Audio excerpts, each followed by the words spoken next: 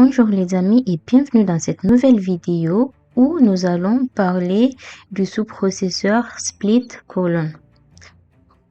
Ce sous-processeur de DataIQ va nous simplifier la vie en nous apportant une solution pour diviser ou séparer une colonne de notre jeu de données en plusieurs colonnes. Donc, si par exemple vous souhaitez diviser une colonne en morceaux plus petits, eh bien, dites-vous que dans le Prepare ICP mis à disposition par DataIQ, vous avez ce processeur qui vous permettra de le faire en un clic. Revenons à notre jeu de données ici. Dans ce jeu de données, on va supposer que la colonne location peut être divisée en deux parties.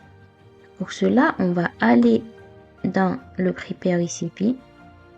Dans le Prepare ICP, on va donc s'intéresser à cette colonne location. L'idée, c'est de séparer San Diego, par exemple. Donc, dans la première colonne, on aura San et dans la deuxième, Diego, ainsi de suite. Pour cela, on va aller chercher le sous-processeur Split Colon.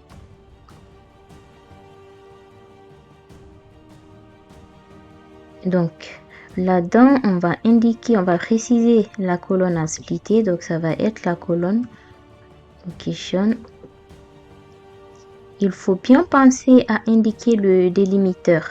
Le délimiteur ici, pour nous, c'est bien l'espace. Je vais copier ça et coller, voir si ça marche. C'est un test.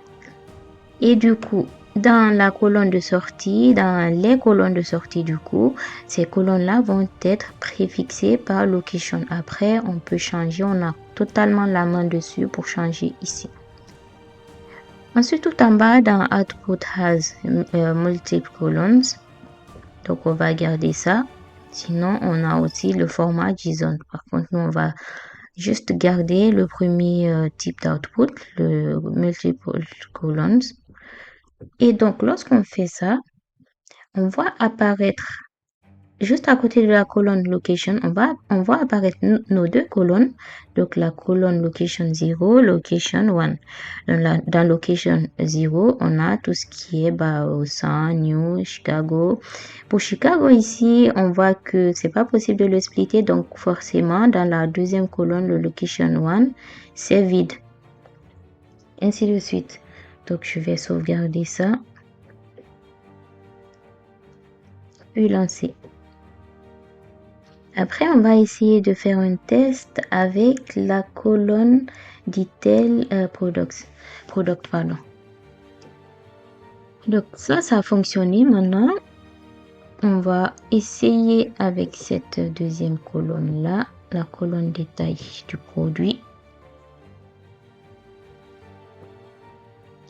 Ici, ce qu'on va essayer de faire, on va prendre comme délimiteur la virgule. D'accord?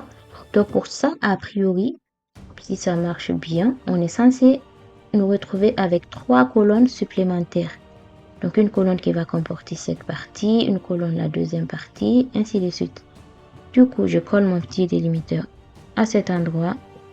Voilà, donc mes 3 colonnes sont créées, la colonne détail produit 0, 2 et 3. De cette façon, on a pu séparer notre colonne détail de produit en plusieurs colonnes qu'on pourrait utiliser pour des analyses ultérieures. Donc voilà les amis, c'est de cette façon qu'on peut séparer des données contenues dans une même colonne. On va lancer tout ça et aller voir le jeu de données final qui va comporter un peu plus de colonnes que tout à l'heure. Donc puisqu'on en a ajouté 5 supplémentaires, on va se retrouver avec 22 colonnes. Donc voilà cette petite astuce qui peut être assez, qui peut améliorer le quotidien, lorsqu'on a analysé soit des petits jeux de données ou des gros volumes de données. Donc, sont des petites astuces dans le Prepare ICP qui nous facilitent la vie, qui nous permettent de préparer, nettoyer notre jeu de données pour des analyses un peu plus poussées. Donc, on arrive à la fin de cette vidéo. N'hésitez pas à partager, à liker, mais aussi à nous laisser des commentaires afin que nous puissions nous améliorer. Merci, à très vite.